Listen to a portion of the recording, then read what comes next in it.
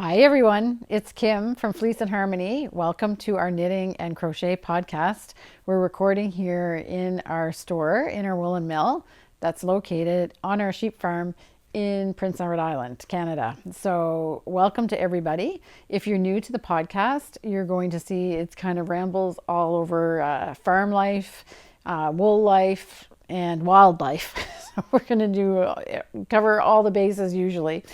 And the first thing is, if you're new here, welcome. But if you've been here before and you're a subscriber, we're doing a little happy dance today. I can't dance for anything, but anyway, I'm dancing because over the weekend we surpassed 10,000 subscribers. Yay! So I'm so excited, and I made a call for subscribers in the last couple of episodes. So finally we did it, and it was 9,999 for quite a long time. Then it went to 10,000. Then it went to 10,001. Then it went back to 999. But finally, I think we can safely say we're over 10,000 subscribers. So I just want to say a heartfelt thank you to all of you that have been watching, and you've been around for a long time, a lot of you. And thank you for your comments. And as I always say, if you see anything in the recording that you want to comment on, I answer all the comments all the time.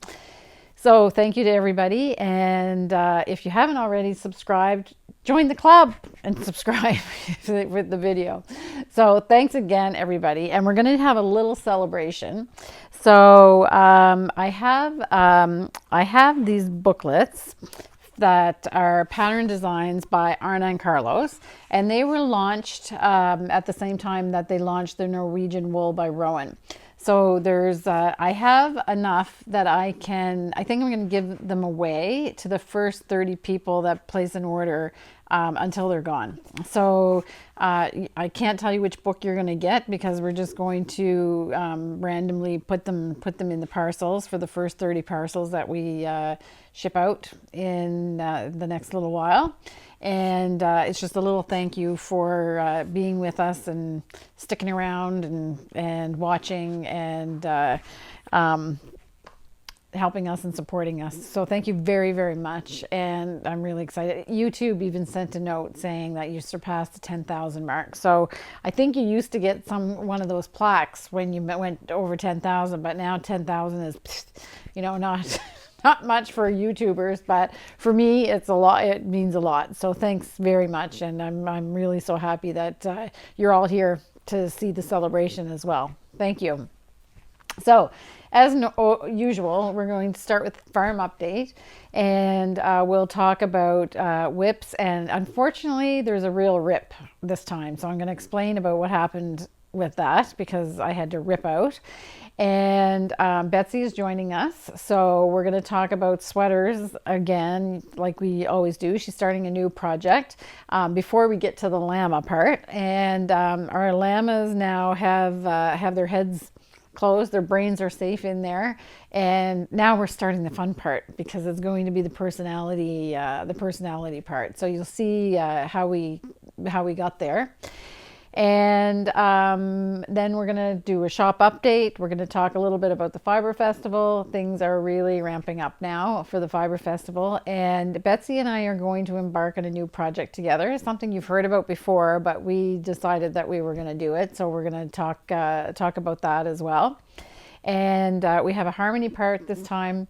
And we just... well, I'll tell you more about the harmony part when we get down there. So for the farm update, I don't want to say it because I don't want to jinx it, but it seems like spring might actually be happening.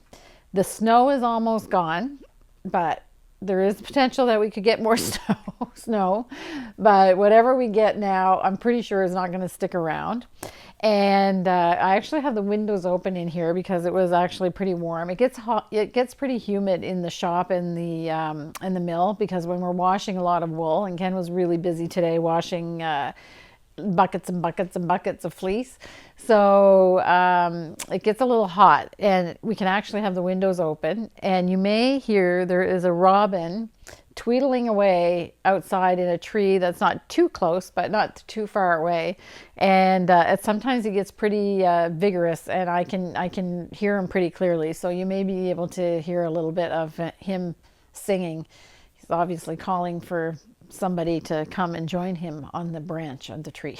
So anyway, that's nice to hear. And today we have 88 acres on our farm. And because our flock is a little bit smaller than it's been, then we're not going to need to use one of the fields where we cut hay usually. So we have a farmer that used to lease the land, all of the land on our farm, and he's a really great guy and a good steward of the land and so forth. So we have invited him to take over one of our pastures, and today he showed up with his tractor to start to prepare the field for, I think he's doing a grain crop. And the horses can see that field from where they are. And today it was like they were watching television, Netflix, a 10 episode series, because they were just mesmerized by the tractor going back and forth. And they just basically stayed there all day. They took breaks to eat, of course. And but they were just like they were watching. It was like a movie for horses. I don't know. Anyway, they were mesmerized. So they had lots of fun. The sheep are all good, and we're just planning our shearing day. So shearing day is going to be May 1st, and because we're not lambing this year, I think I answered that question. Somebody asked if we were going to have lambs this year. I think I answered it on the last episode, but maybe not. We're not going to have lambs this year. We don't have any rams on the farm right now, so we have wethers, which are males that had been castrated. So we have a couple of those, and we have ewes. So we don't have any rams right now for breeding. So we're not going to have lambs this year. I don't know what's going to happen in the future, but lambing is really a time in a sheep farmer's life, which is very... it's nice. It's nice when you have little lambs around, and they're cute, and you watch them grow, and it's the miracle of life coming into the world and all of that, which is really, really, it is something, really something. But man, oh man, the lambing act like itself, the getting up because we check our barn every 2.5 hours, day and night. So it means getting up through the night multiple times. And if somebody is actually giving birth, then you're stuck out in the barn for most of the night. And when you're doing other things like working, running a woolen mill and a yarn shop, and whatever else crazy stuff that we're doing, it gets to be a lot. So we've decided, it's 2 years now that we haven't had any lambs. And I'm not going to say that we'll never have lambs again, but right now we're really kind of up to our eyeballs in everything that we're doing. And I'm also doing other things as well. So I'm on the board for the Fibre Festival, as most of you know, and also I'm on a board for the Campaign for Wool, and do a bunch of other things besides the shop and the mill and the farm. So it's a lot. So we're just kind of giving ourselves a break for a little while, but we will really miss, and it comes up on my memories in my social media about when we had the lambs and everything, and they're really super cute, but it's really, really a lot of work for sure. So no lambs. So anyway, the sheep are all good, and usually we would shear right before they lamb. And when we were lambing at around mid-March. So we would shear mid-March and lamb at the end of March. But since we're not lambing, we like to shear before the lambs are born, because it's just cleaner, and it also makes it easier for the lambs to find the udders and the teats and everything. And it's nice for the sheep as well. But since we're not lambing, I kind of forgot all about shearing, and it kept getting later, and I was like, oh, I must call Amber. And finally I called her. So she's coming on May 1st, and we will be shearing on May 1st. So that means that the fleeces are quite long. So I'm not quite sure if we're going to be able to use them in our yarn, because they may be too long at this point, but I'm sure we'll find something special to do with them. So that's what's happening. So we'll have another podcast actually before May 1st. I think the next one will be the 29th of April. So we'll have another one, but we'll be getting ready for lamb. We've already started. We have to build pens so that it's easy to capture the sheep and everything. And we have some help this year, so hopefully we'll be able to take some video during the shearing, and I can share it with you on the podcast after the shearing. So that's about it for the farm. And like I said, we've got our fingers crossed that it's spring here. And spring in PEI is not like somebody flipped a switch and all of a sudden it's, balmy, sunny days and flowers are sprouting up and everything. It's kind of a long season to get to summer. So in fact, some would say we don't have spring, we have winter, we have mud season, and then we have summer. But this year, it's not really the case, because even though we've gotten quite a lot of rain, there hasn't been as much mud as there has been in the past. And I think it's because it rained a bit and then it snowed, and then the snow melts slowly, so it doesn't create all of the mud. And in front of our shop, it's not paved. And the soil here on Prince Edward Island, when it gets deluged with water, it literally turns into chocolate pudding. It's really so soft, and we've had people get stuck in front of our shop, and Ken's had to take the truck and pull them out. So now we barricade it. When it's soft, we barricade the parking lot so people can park on our lane, and then they can walk in, and we always just tell them walk on the grass because that's nice and solid.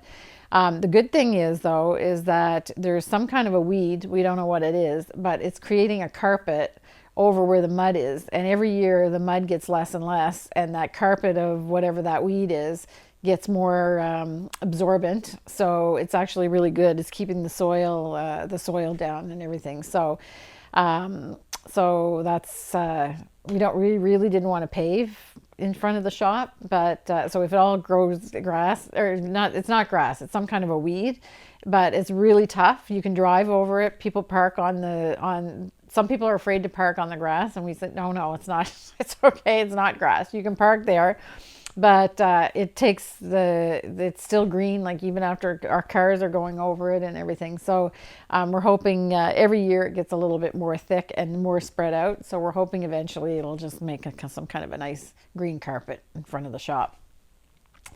So that's it. So I talked about the giving away the books. So that's it. I'm going to check my list because I always forget something. So I think the next thing on the agenda is the whips and the rips. So I'm going to talk about the rip first.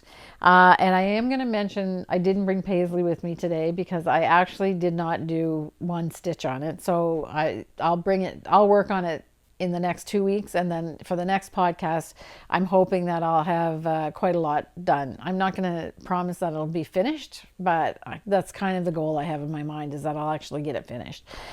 So what got ripped? Tungsten got ripped. So this is, it was not good. So as you know, if you've been following along, the back is done. So this is the back. And I've mentioned before that this pattern is not in the middle because it is supposed to be offset. So the back and the front, there's two different charts, one for the back and one for the front. So the back one is fine, that's all done. And then the front one, I had made quite a bit of progress on the front, and I was actually up to this point. And my lines, and so as you recall, if you're a regular watcher, these lines on, I'm just going to put this up like this. I hope you can still hear me covering the microphone, but so you have I just had this in my project bag, so it's a little bit wrinkly. So this is intarsia. The diamond shape is intarsia, and the lines going through the argyle are actually intarsia as well. And that was a bit of a nightmare knitting that, because you had to have a bobbin for all 4 lines. You had a bobbin for 2 diamonds, and then you had your main color. So that was I was struggling with that because it was just not efficient with all the bobbins hanging down and everything. So when I was complaining about that in the previous podcast, one of the viewers had a great idea that I should just do duplicate stitch, and I kind of went duh, because I actually did a tutorial on duplicate stitch and how versatile it is.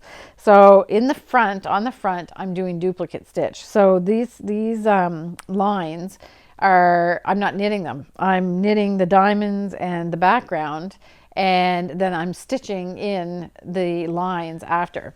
So I decided that I wanted to stitch as I go, because I don't want to have all the duplicate stitch to do when the piece is finished. I want to do it as I go.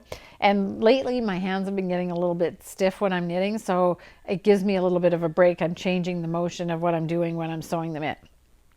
So I had all the way up to the diamond, and you know, I think I've said this before, but I'm going to say it again, and I should take my own advice, is that when you're knitting and something just doesn't feel quite right, you should just stop and make sure that you didn't do something wrong. And that's what I should have done, because something was not feeling quite right for quite a while when I was knitting this. So I was just doing the diamonds, knit, knit, knit, knit, and then I had placed markers on the bottom where these lines came in, because the chart is quite big. I think there's like 96 lines to the chart. So I wanted to make sure that I had the diamonds in the right place. So the chart starts right at the top of the rib. So the easiest thing to do was I have 129 stitches cast on here. The easiest thing to do to make sure my pattern was set in the right place was to put little stitch markers where the lines were going to start, because that's the first thing on the pattern that you have are these random 2 lines on the bottom. And since I wasn't knitting them, I couldn't add the yarn in, so I just put 2 stitch markers. So that required counting and making sure you had your counting done right, which I did about 5 times to make sure that I wasn't making a mistake. So I was confident that I had them correct, in the correct place. And then I stitched for, I knit up. So this was all plain. These lines weren't here. And then I started adding the lines. And then as I did then I started the diamonds. And I was, didn't really look closely at the pattern again after that, because it's pretty basic. These lines go in a very uniform fashion, 2 rows at a time, and you move over 1 stitch at a time, and it's pretty easy to figure out. And I was doing that towards the diamond, and then I started to notice that when I was doing the stitching is that the lines looked like they were going to hit the diamond too soon. But I thought, it can't be. So I counted everything again, and then I counted on my pattern all the little squares, and I can tell you that they were like this big. And I counted everything, and everything seemed right. So I couldn't understand why it didn't look quite right. So I knit more and I stitched more, and I knit more and I stitched more. And then by the time it was getting so that they were going to cross, it was clear that definitely there was something wrong. But I couldn't figure out what it was because all the counts were right. Then I noticed that I was using the wrong chart. I was using the same chart that I used for the back and not the chart for the front. So now not only did I have to rip back, but I also had to take the duplicate stitch out. But it really wasn't that bad. But that's what I had to do. So I ripped back all the way back to the first stitch where the diamonds started, and I had to replace the diamonds. And now that I'm looking at the correct chart, it all makes sense, and it's becoming, completely uniform and symmetrical like it's supposed to be, but I had to reknit it. So, like I said, I was up almost, I was past the middle of the diamond, so about this much more. I had to rip back to back here, and now I'm just starting to build it up again.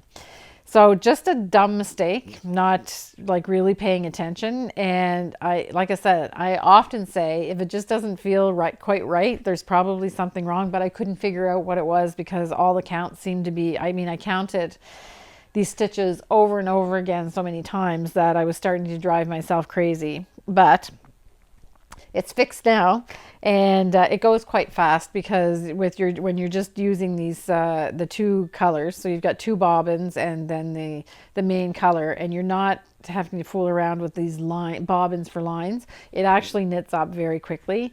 And for anybody that's not knit with felted tweed, it's actually a really, really easy yarn to knit with. It goes pretty quickly and it's easy on the hands, and also because it's slightly felted, if you ever have trouble like with splitting yarns and things like that, you don't need to worry because it's slightly felted, so it doesn't split, and it's just I can see why there's so many patterns knit from felted tweed, because it's really a lovely yarn. And I think they've got 54 colors now, so you can't go wrong with the color selection either. And it plays really, really nicely with kid silk haze. So if you want something that's a little bit more bloomy and you strand it with the silk mohair kid silk haze, it's really, really nice. And there's almost as many colors in kid silk haze as there is in felted tweed, so you're bound to find something that matches if you want to do like a low contrast or coordinating colors. So that's tungsten. So almost starting over again on the front, but it'll go fast now. I know for sure everything's right. You don't have to look at the chart anymore because it's basically, you can figure it out as you go, until I have to join another line. So I will be watching for when that happens. But when you've got it placed in the right place and you're doing the diamonds in the right place, you've got kind of a roadmap to go. So it's really not hard knitting. So, and I should say that's tungsten, and it's from magazine 70, and the pattern is by Chloe Thurlow. So that's that. So now I'm going to show you the progress on the cowl cardigan. So this is cowl cardigan out of Mode Collection 1, and this, I've got a pretty good start on it. It's big because it's like a tunic length of it. Well, longer than a tunic length. It's like a swing coat. You'll see a picture here. So it's not going to be a fast project, but it's made from Kid Classic. It is super easy to knit with. It's a little bit slippery, so I'm using my Chiagu needles, which are really super slippery, but it's not hard to knit. But if you're somebody that doesn't like a really super slick, you don't want I like it when it's slick, but if you want, it is a slippery yarn. So if you want to slow down a little bit, you could maybe want to use wooden needles or something, but I like it on the Chiagus. And the pattern is double seed stitch, so it's a row. You alternate knit purl all the way through the whole sweater, and you do 2 rows the same. So knit purl, knit purl, knit purl, knit purl, knit purl, knit purl, and then the next 2 rows are purl, knit, purl, knit, purl, knit, purl, knit, purl, knit, purl, knit. So you get this kind of bubbly fabric, which is just lovely. I really like it. I'm just going to come a little bit closer so you can see it. And I've done this. So this is my first ball, and this will get me through 1.5 rows or 2 rows more, and then that ball is finished. So that's how far you get with one ball of the yarn. So the sweater calls for 14 balls, so that's the way I'm counting my progress. 1 ball down, 13 to go. So here it is, and a really good customer of ours has knit this. She bought the yarn for it and knit it, and she's a much faster knitter than I am, and she almost finished it, and she ran into a little bit of a problem around the neck, but we were corresponding with each other 2 days ago, and she told me that it's actually a little bit too big for her. So I'm thinking that after the situation with Jennifer Hicks' sweater, the Elda, that she's knit out of Kid Classic, that she's frogged and she's going to redo, it turned out too big. Even though it was to the specs, when she put it on, it was way too big for her. So I think the issue is that the Kid Classic doesn't have a lot of elasticity. It's very soft and lofty and lovely to knit with, and it feels great while you're knitting, but there's not a lot of stretch and spring to it. So I'm thinking that it creates a very drapey fabric. I'm thinking that that might be part of the problem, is that if you give yourself a little bit more of a generous amount, like knitted size that you think is going to be, it'll be okay. It's generous, but it's okay. I think the decision with Kid Classic should be to go a size smaller if you're in doubt. So you still have to check all your measurements and everything and make sure, but I would never suggest at this point that if you're trying to decide between two sizes and one's a little bit bigger and one's a little bit smaller, I think my advice would be to go for the smaller size. This is just the back, so I have no idea if this is going to be too big or not. I think I'm going to stick this on a set of knitting barber cords and just really check out to see how wide it's going to be. And I have time to make lots of adjustments if I want to. This is just the bottom of the back, so if I wanted to make it a tiny bit smaller, I could even do like a few little decreases and get away with something. So I'm going to check it based on some of the things that have happened to people I know that have knit with it. But I can tell you, you can't beat it for the feel, and it's just lovely, and it's easy to knit with, although it is a little bit slippery. So if you don't like it to be too slippery, you can just change your needles to wooden needles. But I'm really happy. I love the color. It's going to be great. Red. I like red. And it's not going to be fast because it's knit purl all the way. And I, as we've talked many times, I'm a slow knitter at the best of times. So we'll see how this goes. But so far so good. And I am going to just take the time to dig out my knitting barber cords and put them on so that I can really see like exactly how this is going to, how it's going to look and how wide it's going to be when it's not restrained on the needle cords. So cowl cardigan is continuing. So I worked on Tungsten and cowl cardigan. That's why there's no paisley this week. And Jennifer Hicks is working on her Mona scarf, which is also out of Kid Classic. And I'm going to, this is out of the 4 projects book by Quail Studio. 4 projects for Kid Classic. And she is doing, this is so lovely, is the only way to describe it. It's just the bloom on this, it's garter stitch, and you do two decreases or decrease 2 on the ends of the row, and then you do 2 increases in the center, and that gives you this chevron pattern. And there's quite a few repeats to the pattern, and you change colors as you go. So she's, oh wow, I hadn't actually seen the whole thing stretched out. She's made quite a lot of progress with this since I showed it last. I just want to get it all out in its glory. Totally, is it reversible? Well, there is a right side and a wrong side, but it's really nice. You can not too bad. So this is part of what she's doing. She's going to do the 4 patterns in the 4 projects for Kid Classic. And this is the Mona wrap or scarf. And her eldest sweater was made out of the mulberry. So then she decided to do this in these soft shades. So you've got feather is the ecru color. Pumice is the gray, and champagne is the beige. And she's just about, I think it's the next repeat, where now she starts to do a chevron with the mulberry color. So that's going to be gorgeous. And then she probably has 2 or 3 more of the repeats to do after that for the sections. And when I say repeats, I'm talking about the sections. So anyway, so that's Mona. And I'm really, after I looked at the video from last time, I can tell you that it doesn't really do it justice. It is, I don't know, it's just so lovely. Lovely is the way to describe it. So a great pattern. Jennifer says this is pretty mindless knitting. So she uses this project when she has something on TV that she actually sort of wants to watch. She is doing another project right now, which is a test knit, so I can't really talk about it.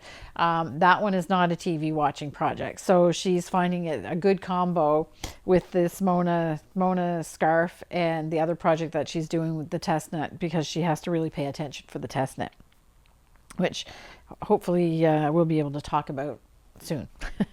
So that's it. So Mona. And so that's kind of it for the straight knitting discussion, because there is no FO, unfortunately. So it's just whips and a rip, and we're on to the next thing, which is going to be the llamas. So, as always, I'll say the same thing that I always say, is that the llama segment with Betsy Campbell from Loving Llama is about crocheting amigurumi llamas, but it's not a tutorial. So you're not going to learn how to really do we're not going to talk specifics in the pattern and everything. We were just crocheting the llamas together. And we're just getting to the fun part where we're going to start adding the personalities. So the last time that we were here, Betsy had a whole string of llama bodies done, and she asked for people to write comments about what they want to have them made into. And she got some really, really great suggestions. So she's taken down a list and she's working through them, actually. So I'm not quite sure. I can't remember. We always film or record the llama segment a day or two before I record this. So I can't remember exactly how many that she's got done, but she's done a couple of them already and taken the suggestions from what you guys suggested in the comments. So let's hop on over and see what's happening with Betsy this week. She started a new project. We did the llamas. I had to do my homework. And so I got caught up because I didn't do any llama crocheting the episode before. So I had to catch up. So we'll go check Betsy and I out in our llama project. Hi, Betsy. Hi, Kim. How are you today? Good. Yeah. So we're going to just talk about the weather. Yeah, sure. Do a weather on my farm update. Sounds good. But look, it'll be a different weather though, because you record this on a different. Yeah, exactly. So today's weather. So with today's weather, we actually had to open the windows, and if you see our hair fluttering in the wind, that's because it's not for effect.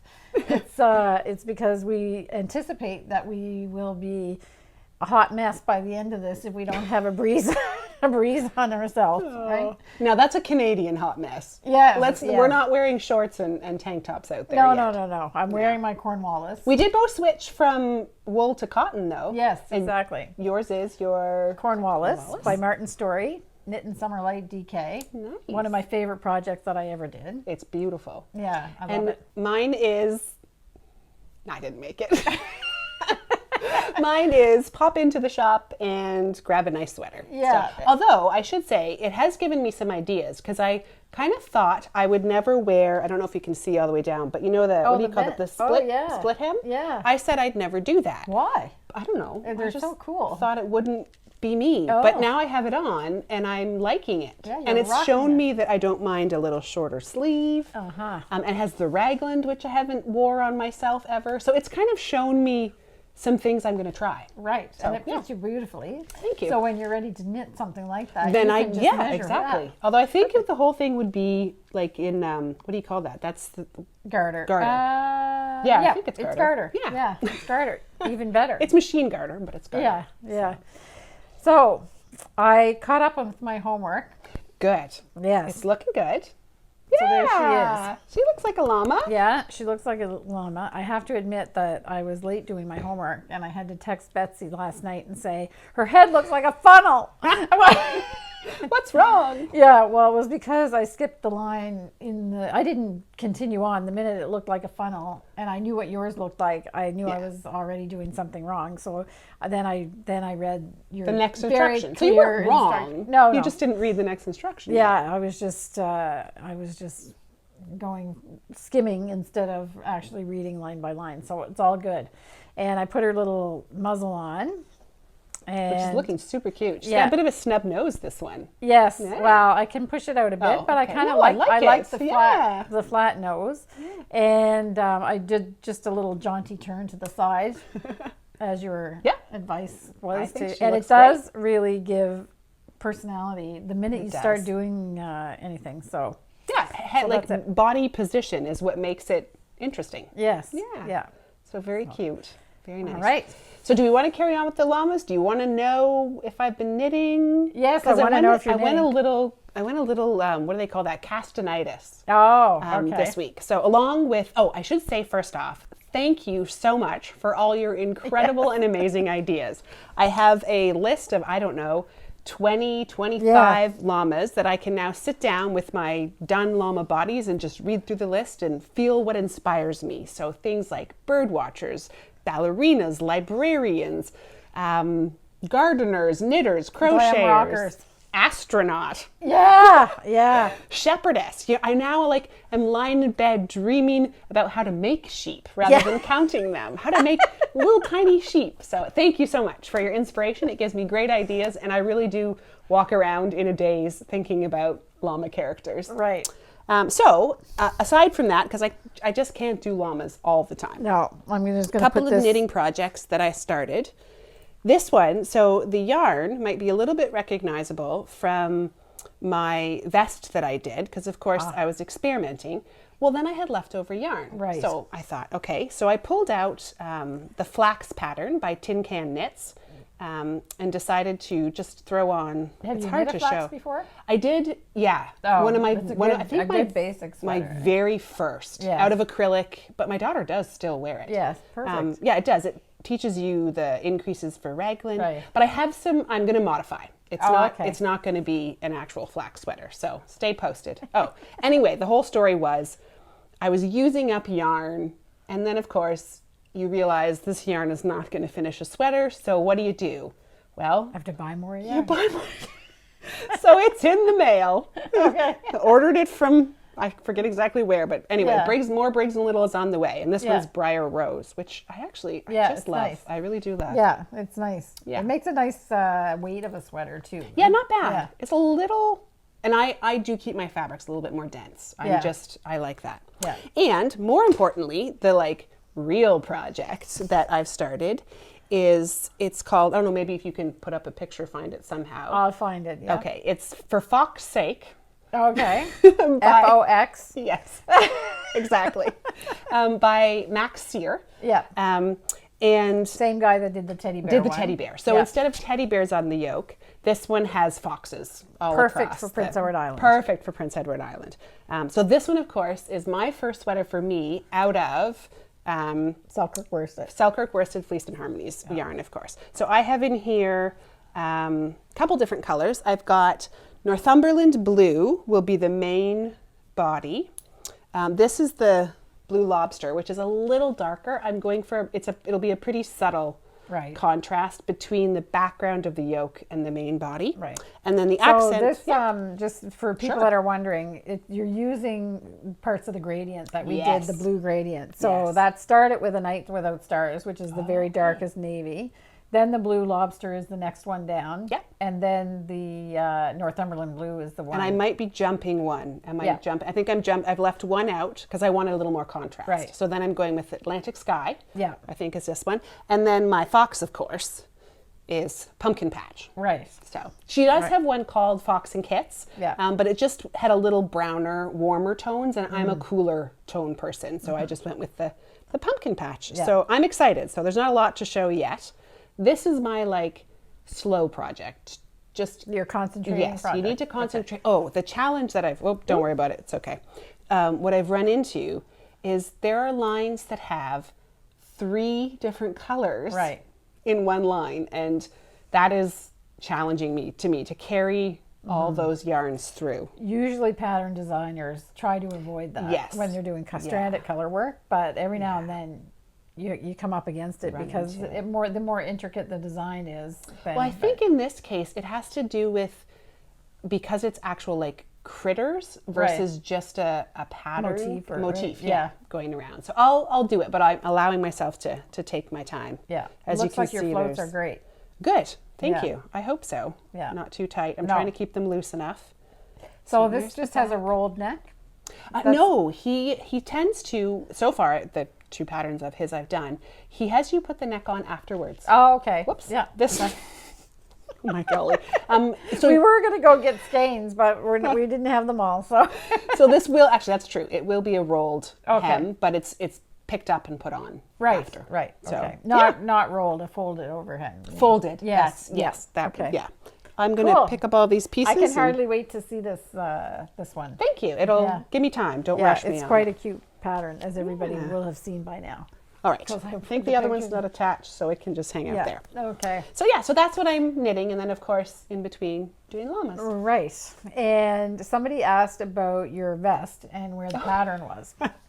So I think I explained it in the comments, but there's not a pattern. There's no pattern. It just came out of my head. And I shouldn't say there's no pattern. So I take patterns I've previously made and then I tend to modify them. So exactly what I'm doing with the raglan from Tin Cans. Right. So hopefully it'll work out and I'll be able to show you. I hate committing on camera to my idea because I do a lot of reworking things because I have ideas, and if they don't work, then I change them. So I'll show you when it's done. Yeah, we'll see how it goes. I'm sure it's going to be great. So it's amazing that so that's where my problem is. I'm such a rule follower that I follow, as you can see. How many stitches is that? How many? Show me again how you count. Like that I need to let myself go a little bit. But at the same time, with that, the benefit of that is you probably have more success stories. Like when you complete a project, watch the rest of the episode when it's out. Okay. If there's success stories. Sorry, what I'm meaning is like when a project that you complete is done, you're happy with it. Oh yes. I am always, as we've learned, tweaking and modifying. Even when it's done, it's not done. So the benefit of being willing to follow and knowing right from the start what you're getting, you'll be happy with it. I think it's the yin and the yang. Yeah, exactly. You have to I referenced this before and I tried to find the actual article, but I can't find it. So, and now I even forget who it was that said it. But there was, I read somewhere an article by a famous knitter. I think it was Anne Hansen that wrote an editorial, and she talked about architectural knitters and knitters that are I forget the term that she used, but the architectural knitters are the ones that would be what you are, I'm assuming. Yes, and the other ones are more like just by feel. How does it look? Intuitive? Well, it's intuitive, or something of that sort. Yeah, I tried to Google the two terms and I couldn't find the article, so I'm thinking she called it something else. So the gist of it was the two types, and she's saying there's advantages and disadvantages to both, and that if you're clearly on one side, then you should try to at least encompass some of the things from the other for both of them. Right, which the discipline that I am trying to master and have not is swatching.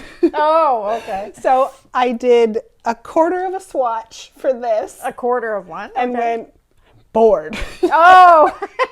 So I chucked it and said to myself, I'm fully prepared to re-knit this top to bottom if need be. Okay. Apparently, I'm willing to do that rather than make a 4-inch swatch.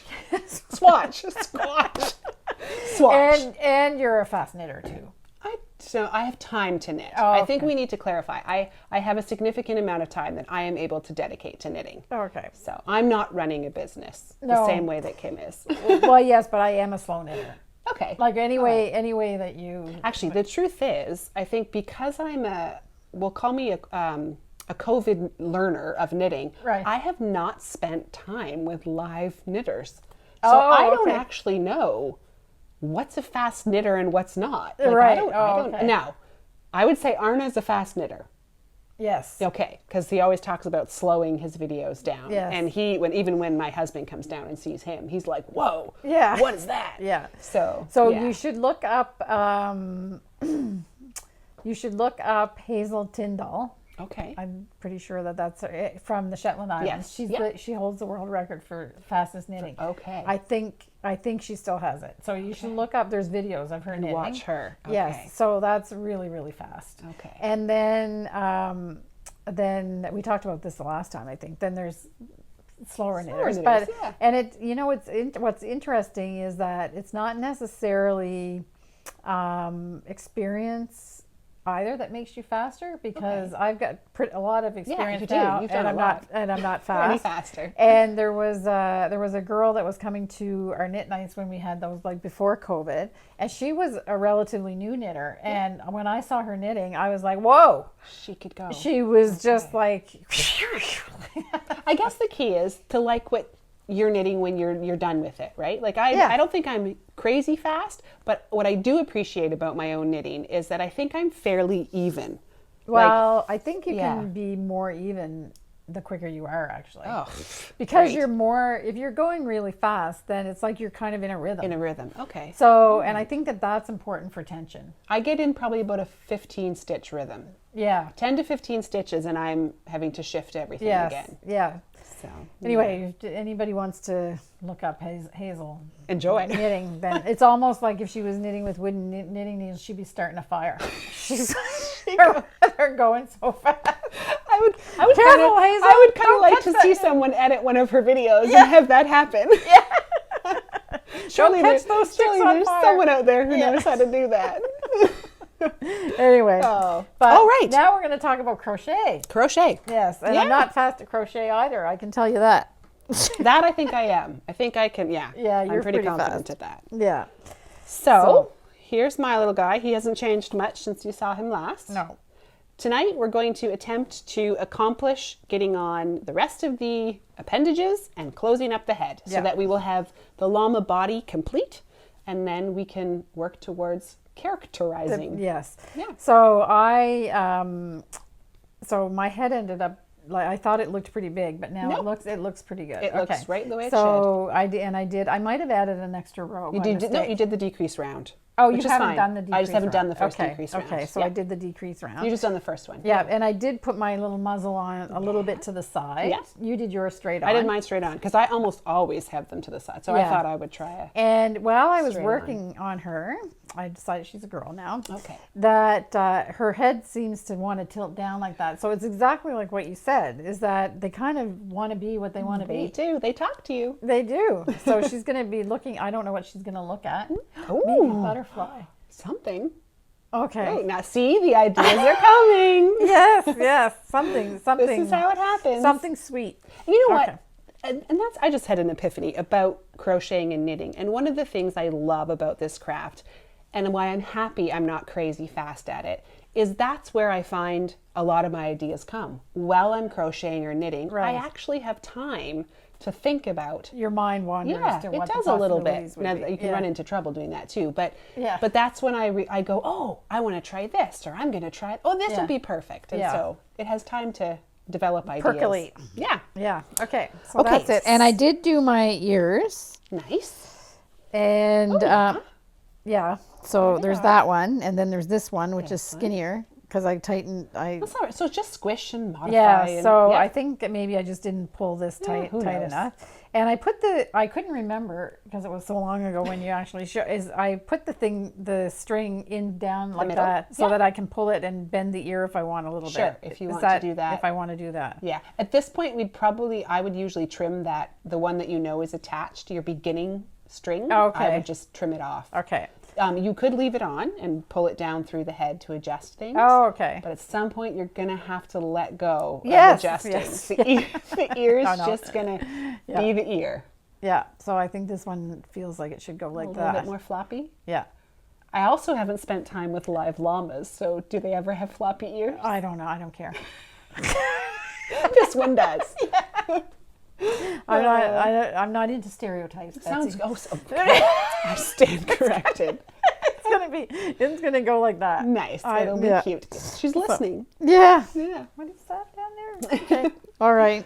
And then full disclosure. Okay. I was gifted a tail.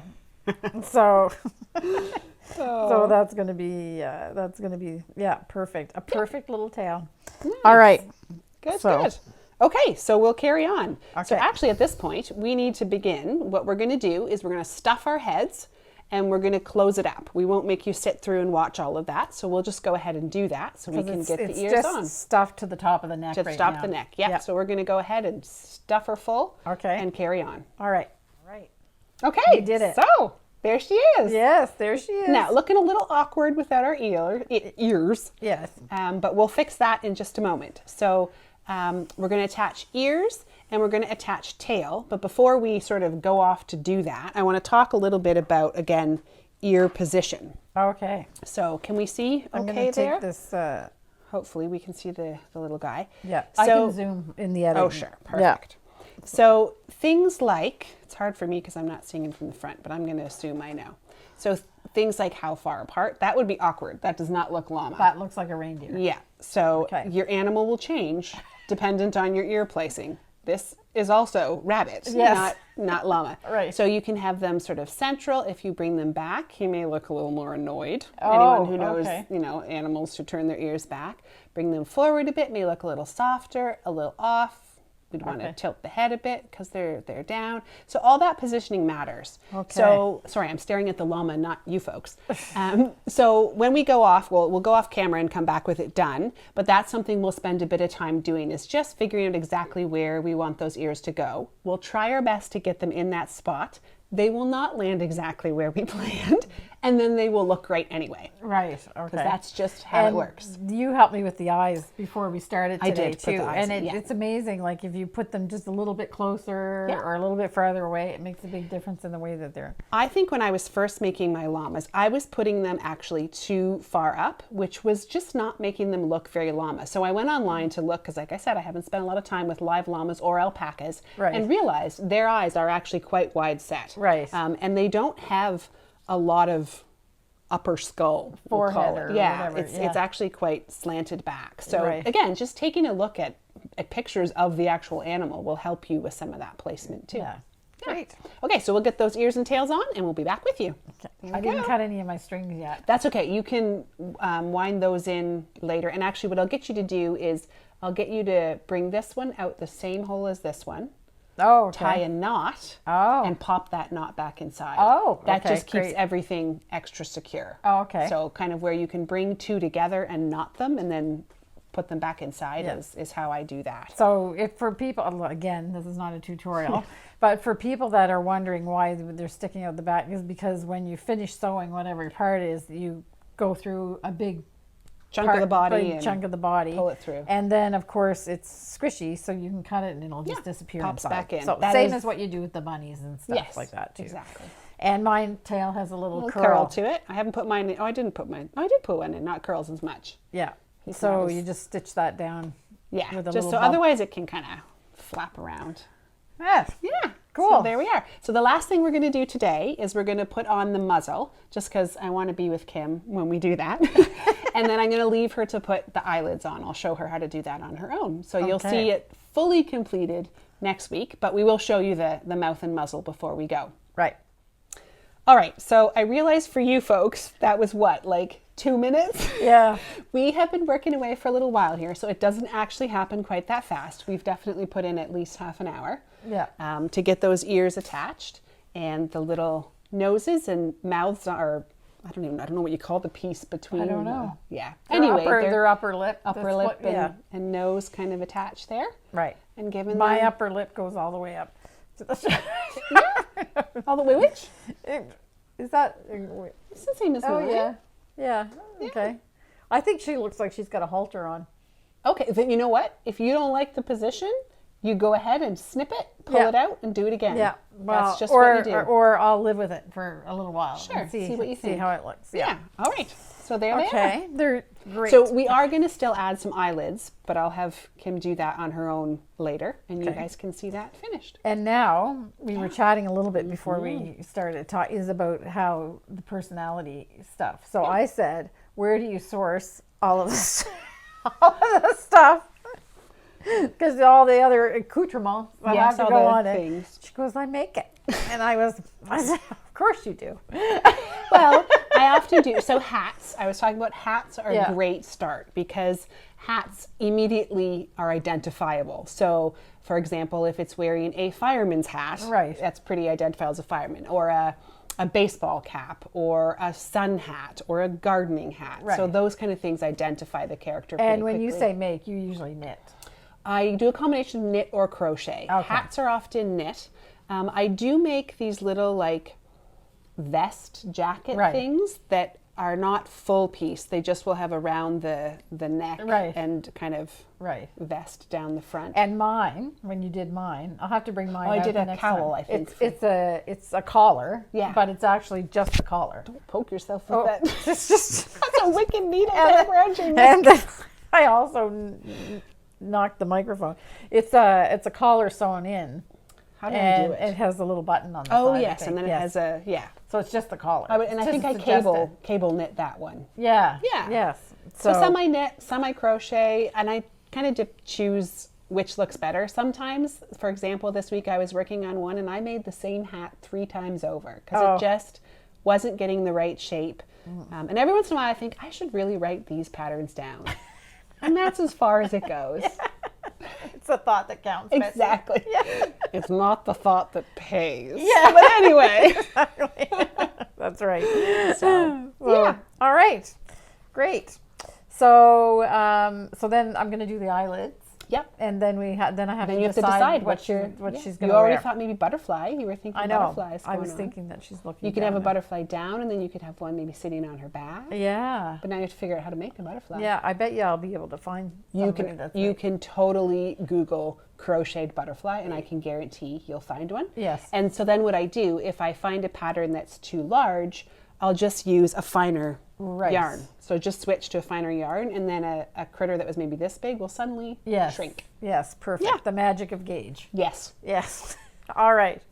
So that's it. Well, I hope you've enjoyed. Yes. And we'll see you next time, I guess. Okay, yeah. Oh! What? Wait! We need to talk about what we will be showing. Because what Betsy and I did is we signed up for the wallflowers blanket. Oh, we did. Which is very exciting. Yes. So we're going to be doing the wallflower blanket. By who? Who again? Sue Madden. Yes. The Mercerie. Okay, the Mercerie. And the course starts on May 1st. Yeah. But we're not even allowed to buy our yarn yet. No. Because she wants to tell us about color choices and stuff like that. Which that. I was already starting to plan, and then I was like, no. She said... So I have to admit, I probably have a family of colors that I know I'm already leaning towards, but who knows? Maybe she'll teach us color wheel stuff and I'll get complete different inspiration. So we're going to do that. Mm-hmm. So I have no idea when I'm going to have time to crochet the flowers, but I think they appear to me, the experienced crocheter that I am, that the way that they're made looks to me like you could probably do it in a session.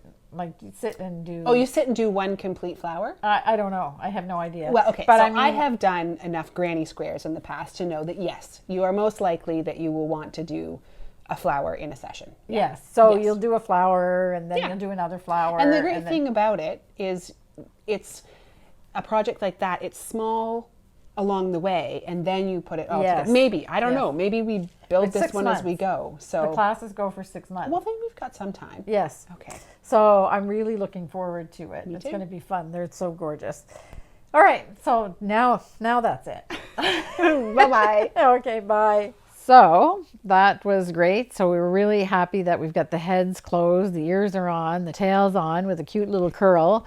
And now we have to start adding the personality. And what Betsy said, she said this a couple episodes ago, is that, and I talk about it in this last segment that you just saw, is that, you know, it kind of tells you what it wants to be and how the head goes and everything, because just the way you've made it, it tends to go in a certain direction. So I'm not necessarily a very creative person as far as like, I'm not really very creative. So just to think up ideas on the blue, that's not one of my superpowers, let's put it that way. But it does really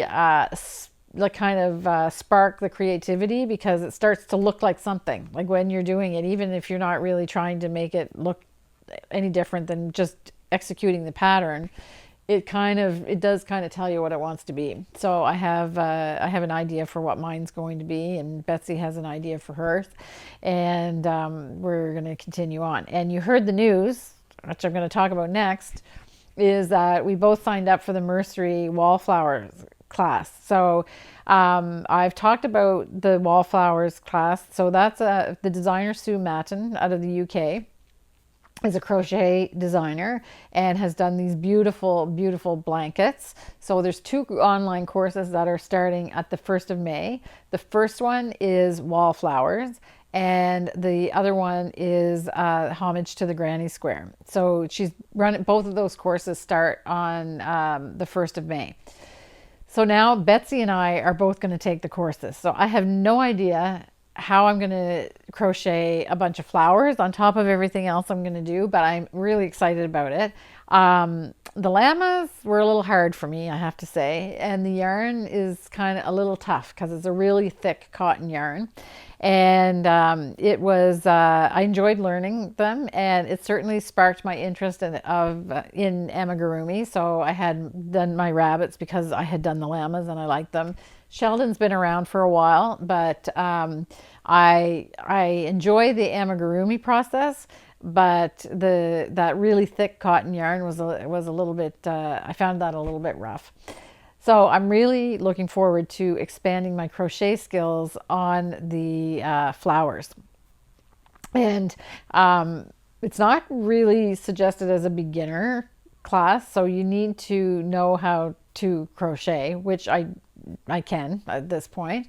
And but the fun part is there's going to be a whole part of the beginning of the course where Sue walks you through how to pick different color palettes and stuff. So for me, it's going to be great because some of the pictures that I've seen of people that have done the wallflowers from previous sessions of this class, they're all absolutely stunning. But for me, it's also going to help me with my creativity as far as colors go and putting them together and stuff. So I'm really looking forward. I think we're going to learn a lot. And obviously, by the time you finish that, your crochet skills are going to be improved a lot as well. So, and I think it's going to be much easier, like on your hands and everything, because the felted tweed is nice to work with and the crochet hooks are smaller sizes and stuff. So super looking forward to that. So if you want to sign up, there's a link to Sue's the registration in the show notes of this video, so you can check that out. And it starts on May 1st, and she's not suggesting that you buy the yarn right away. You wait until at least the first class, so you get, because she's walking through color inspiration. And starting though May 1st, we are supporting the class with a discount for anybody that wants to buy their felted tweed from us. So there's a 10% discount. Sue is offering the code when you sign up for the online course. So you sign up, you get a little package back with some details about what you're going to learn, and then you'll get the code at some later point after, like before May 1st, but you don't get the code right away. So the next newsletter that comes for the people that signed up, I'll be able to tell you what you're going to get in that, because I've already got my first one for the registration. And but you'll have the code that's available. And we have every color of felted tweed that they make, and that's in stock, so you don't need to worry. And we in anticipation of this, we have ordered some of the colors that Sue has a really good knowledge of, what colors are going to be popular and that kind of thing. So we're ready for you when you're ready to order your felted tweed. So we look forward to seeing the orders, and I can tell you that if we had to pack up a sample box, because we wanted to make sure you don't have to buy your yarn all in one shot either. The code is good from May 1st, I think it's till the end of October, because that's when the course ends. So you don't need to buy it all at once, but we packed up a box of what it would look like, because we wanted to make sure that we had a box that fit everything like efficiently.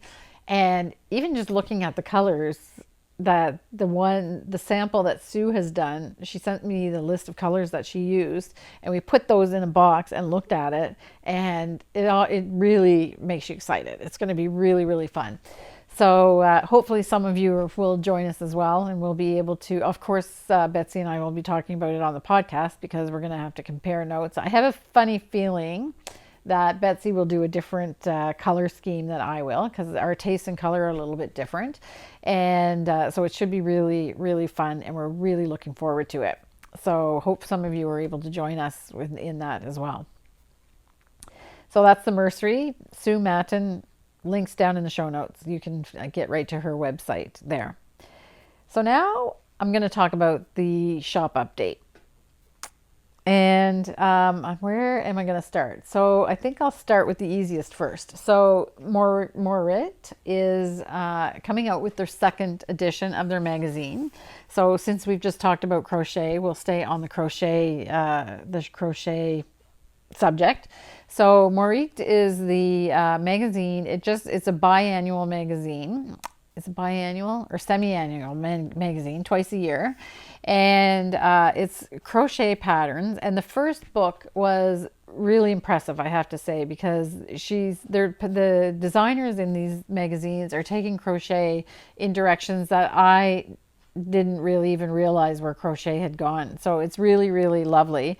There's garments, and I can just give you like a little sneak peek, because a lot of the garments are not exactly like what you would expect. If you're a knitter and don't crochet, or you're a knitter that tried crochet and got tired of doing granny squares are not what this is about. It's actually really about great looking sweaters and garments. And I mean, there are some lacier things that kind of people like there is, well, I won't show it because it's not for sale yet. It's for pre-sale. But there are some more traditional things that you would expect, but there's lots of great garments that you wouldn't expect you're not going to know that they're crochet. Let's put it that way. It's really, really, really nice. So this is up on the website. It's not on sale until April 21st, but I have it for sale as a pre-sale. So if you want to order your copy, you can get it. You can get it now, and it will ship out on the 21st of April. Okay.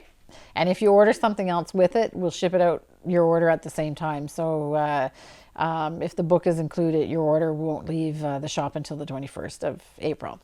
So that's the first thing in the shop. I just love, I don't know what kind of paper or ink or whatever they use, but they're done in Europe. And it's the same kind of smell you get when you open a box with Llama magazines, which I love as well. So we've all been sniffing this book. It has a really nice smell. It's almost as good as a yarn smell, the book, the way that's printed. So I'm going to talk about a couple other books that we got. So I'm a little bit late to the party with this. And I knew that these books existed, and I knew that they used felted tweed, but I don't know, I just didn't get around to it. But I purchased or brought in the 3 MDK Modern Daily Knitting books, field guides, that used Rowan yarns in them. So I have Big Joy. So if you're looking for that book, I have that. So Big Joy is field guide number 12. And I have the Masterclass, and this features a lot of colors by Kate Fassett, and that's number 13. And I also have Painterly, which is, I think it's number 16. So these 3 books. So I have these in stock, so you can order them on the website. And there's, in the Painterly book, there's another great blanket with felted tweed that's knit. So if you, it's called the Kite's Throw. So if you can take a look at that. And so that's it's a really nice blanket as well. So you don't need to worry. I have all the colors of felted tweed, and I can support your felted tweed dreams with the Modern Daily Knitting field guides. So I have all 3 of them that use Rowan. All right, and then I want to talk about the Bloom books, because this Bloom is a program that Rowan started 2 seasons ago, and Bloom number 1 is a book that I've had in stock, but we were sold out for quite a while, and now they're back in stock again. And this book was launched at the same time as it uses cotton wool. I think it was the launch of cotton wool as well. So I brought in cotton wool when I didn't bring it in right away. I waited a season, and then I got the Bloom book and I brought in the cotton wool. So the concept behind the Bloom project is that you're using obviously the softer Rowan yarns, and there's patterns inside the books for mom and for babies. So you have a little bit of both in. And the first one was featuring cotton wool, and there's just lovely designs. So there's like loose sweaters, and the garments for adults are meant to be transitional so that they will be comfortable while you're expecting, but they'll also be still great to like they're going to be slouchy shapes and that kind of thing, so you can still wear them after the baby is born. And then there's baby items in here, like this cute little sweater, which is just darling. So that's the first book that we had. It sold out. It was out of stock for a long time, and now we have it again. So Bloom #1. And then this season, with the fall 2022, or sorry, spring 2022, they launched 2 more books. So the next one is Nursery, and this one features cotton wool as well, and the designs are by Georgia Farrell. And you've got really like smart things as well, like this lovely poncho that you can use like a nursing poncho.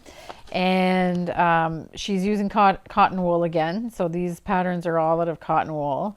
But I just want to show you some of the other things that she has. There's baby hats, baby sweaters, a shawl for mom, and but these really cute little building blocks that you can knit and stuff.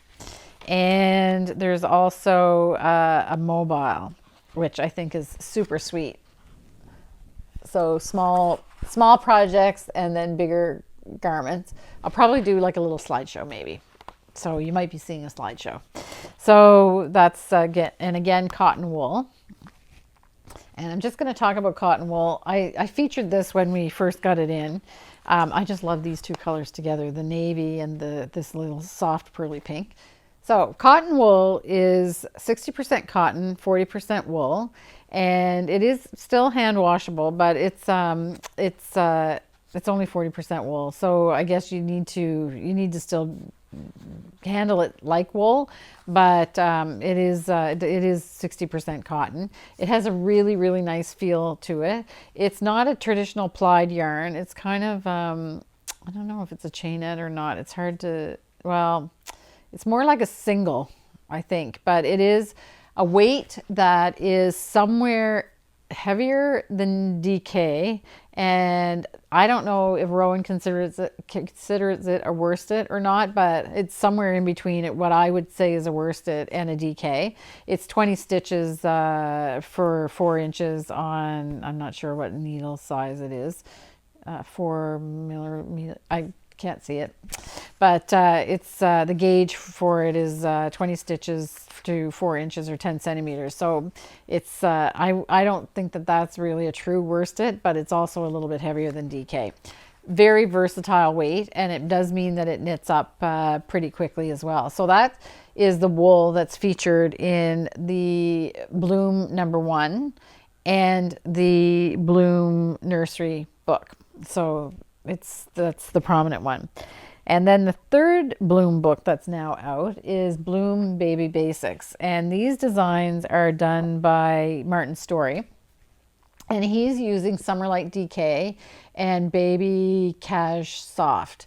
So I don't carry the Baby Cash Soft, but I think that it's pretty interchangeable with the Summerlite DK.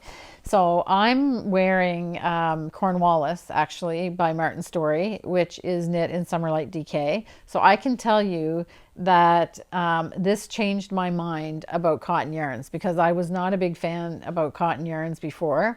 And I knit this sweater, and it's absolutely one of the most favorite sweaters that I have. And it's really nice to knit with. And it's not the cotton yarns that I knit with before, and the one I'm using for the Llama, they don't have any give at all. So they're hard on your hands when you knit with them, in my experience.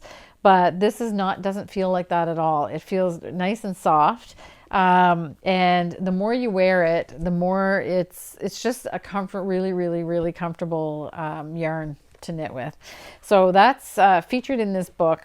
And there's one pattern in here where he knits the same pattern in, or has the same pattern in the Baby Cash Soft, and the Summerlite DK has a variation. And so I'm saying that they're probably interchangeable, even though the Cash Soft has a slightly different gauge, but it's pretty close to the Summerlite DK. So again, you have, as you can see, you have something for mom, and you've got the same thing for babe. So Martin, I think Martin likes this solid top with stripe motif, but there is one little sweater in here that I want to show because it's super, well, there's a lot of little sweaters in here that are really cute, but look at this. I really hope you can see this. I'll put a picture up anyway. I don't know why I keep saying I hope you can see it, but with the bee on it, it's like really, really sweet. So the one without the motif is actually knit in the Baby Cash Soft, and then the same pattern is knit in Summerlite DK. So that's why I'm saying I'm pretty sure you can interchange them. And I have every color of Summerlite DK that Rowan makes, and I have it in sweater quantities, so you're all set. So this is Bloom number 3, which is Baby Basics. So a really good book. They're just lovely. So, so that's that. So I started a little thing with the newsletter last week. So for those that are not signed up to our newsletter, I send out a newsletter every Friday at 2:30. So, and then one time I send it out, it's talking about the podcast, and then the alternate week, it's just things that are happening in the shop. And especially on the weeks that are alternating from the podcast, I often feature things that are not available. If I do special spins and that kind of thing, I feature them in the podcast, in the newsletter that's the week opposite the podcast, and then I show them on the podcast the next week. So I started a little thing last newsletter, and I'm picking a colorway of the week. So we have literally, I think we have about 100 colors in our catalog, and of course some kind of get forgotten about, and then others are just wildly popular, and we're just making them all. But we can make any of them. They're all listed on the website, and we never put any of them out of stock, because if you order something that we don't have, we just make it for you. So sometimes you're getting stuff that was made just for your order. So that's how we work. So I decided that we need to challenge ourselves a little bit, because there's the popular ones that come up to the surface, and we talk about them all the time, and we're making them all the time because we keep the store stocked with them. And then there's some colors that are kind of little hidden gems that may have, we don't talk about them anymore. So last week in the newsletter, I featured a yarn, First Light, which was one that we created quite a long time ago. It was part of a series with, they were all named, they were solid variegations, and they were all named for different times of the day. So there was First Light, Dawning, First Light, Gloaming, Twilight, and Twilight. Yeah, so there was the 4 of them.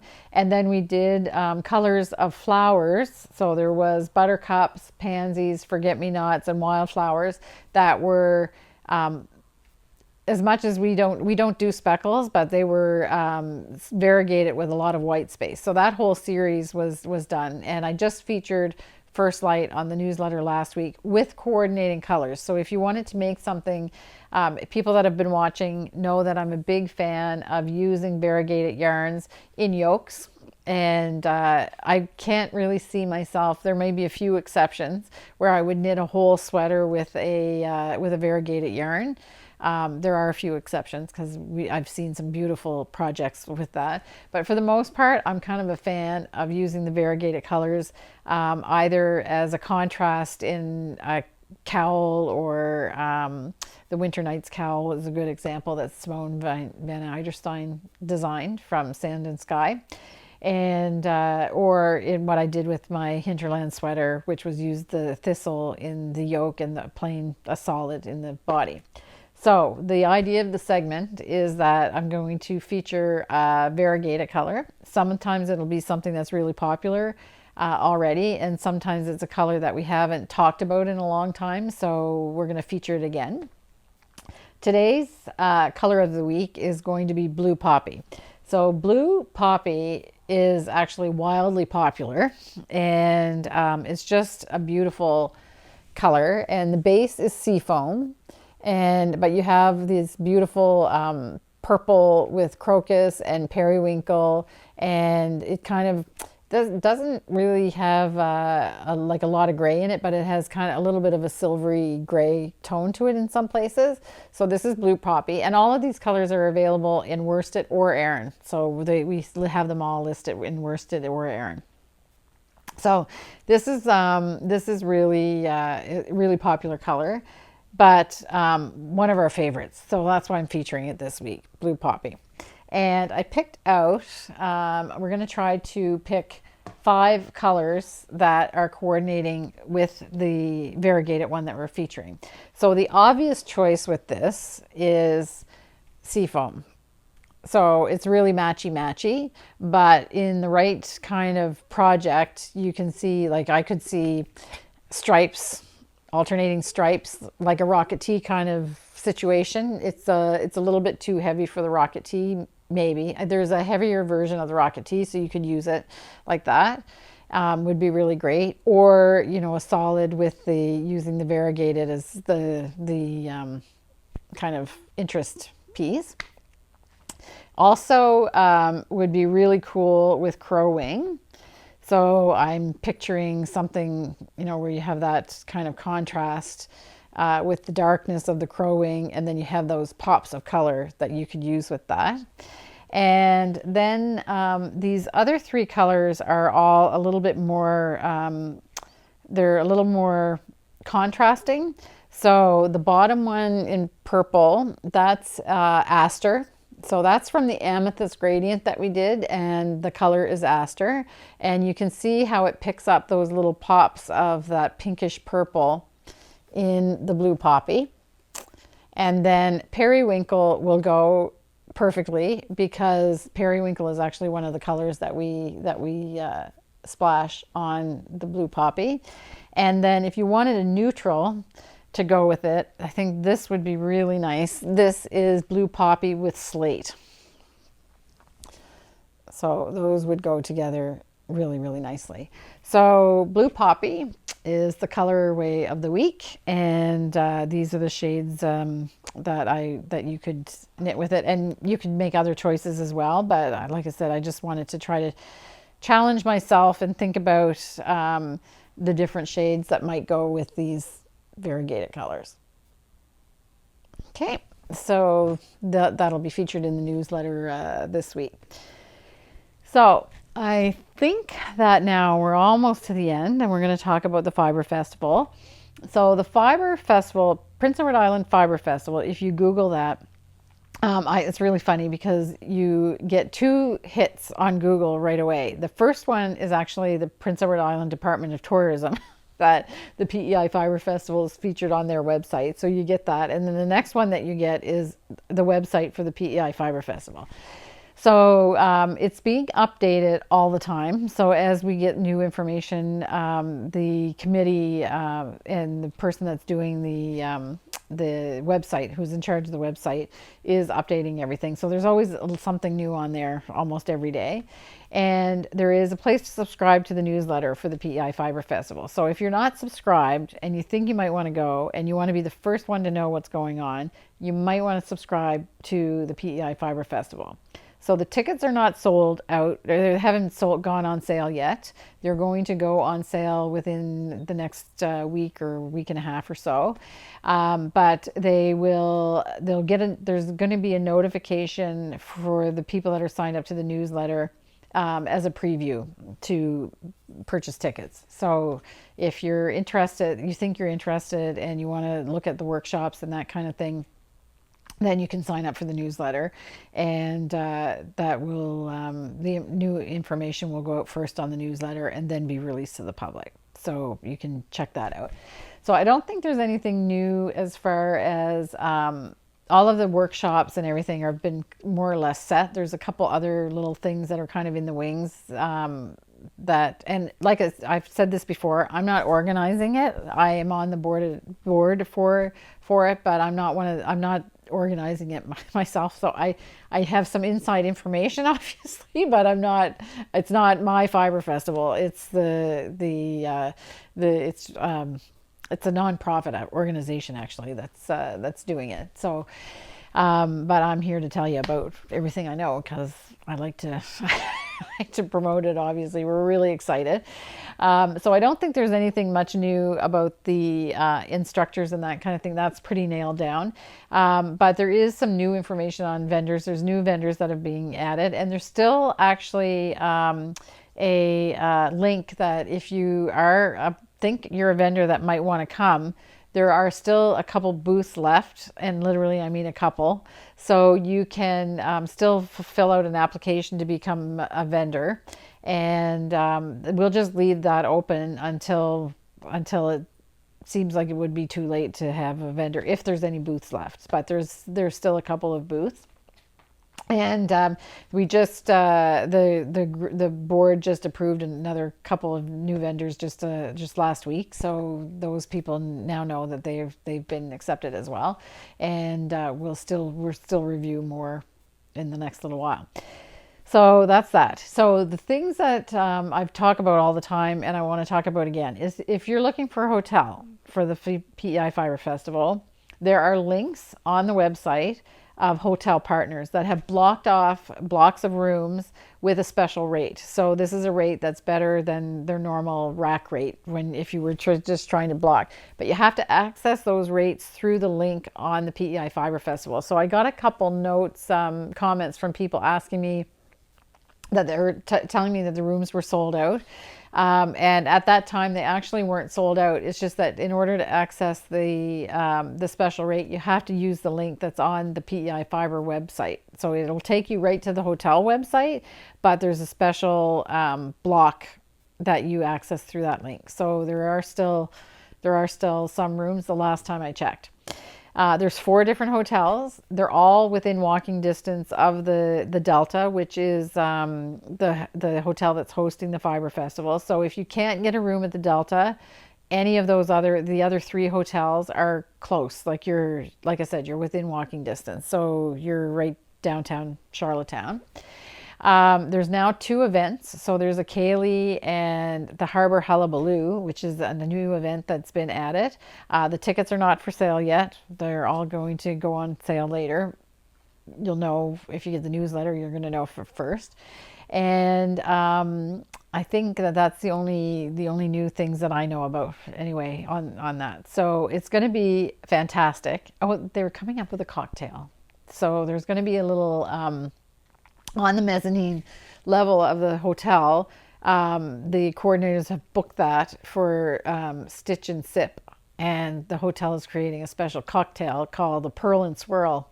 I think it's the Pearl and Swirl. I think so. The Pearl and Swirl. So just be ready for that. You might want to have a designated driver. I'm just saying, if you're not staying at the hotel. Anyway, so there's lots of fun things happening, but you can check it all out on the website. Anything I've told you here is on the website already. So that's it.